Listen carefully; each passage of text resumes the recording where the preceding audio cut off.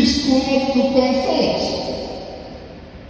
When you are in disconsolation, in discomfort, you feel like the whole world has come crumbling on you, the Paraclete is there to give you consolation. That is what the Holy Spirit does. And then the Paraclete is also one who is called to encourage. When soldiers lose courage, they don't want to fight again, they feel defeated, they feel overwhelmed, they lose courage. A Paraclete is sent to them to motivate them, to encourage them. The Holy Spirit is given to those who love Christ to encourage them, because there will be a time you feel like giving up. There will be a time you don't want to do it again. Prayer becomes boring. Sacrifice becomes difficult. Trusting is no longer easy. People have hurt you.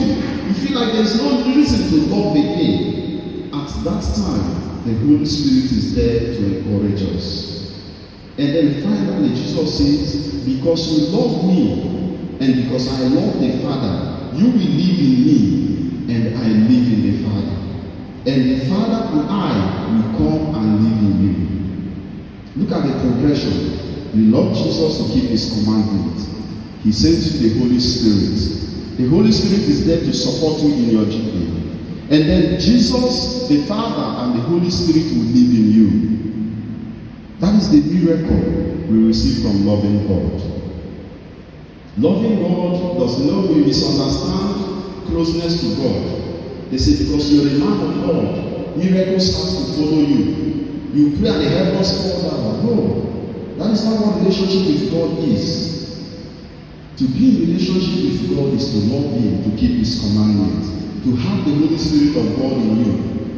And all these things we see that the Holy Spirit does, none of them is healing the sick, none of them is curing the blind. The Holy Spirit does all of those things. But that's not what God prioritizes. He prioritizes your faithfulness first. He prioritizes your fidelity. And then the Trinity will dwell in us.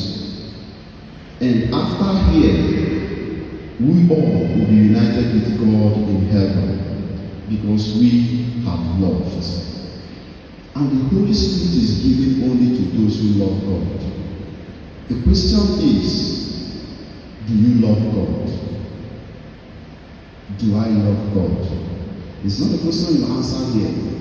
It's a question you go home and then look at your life.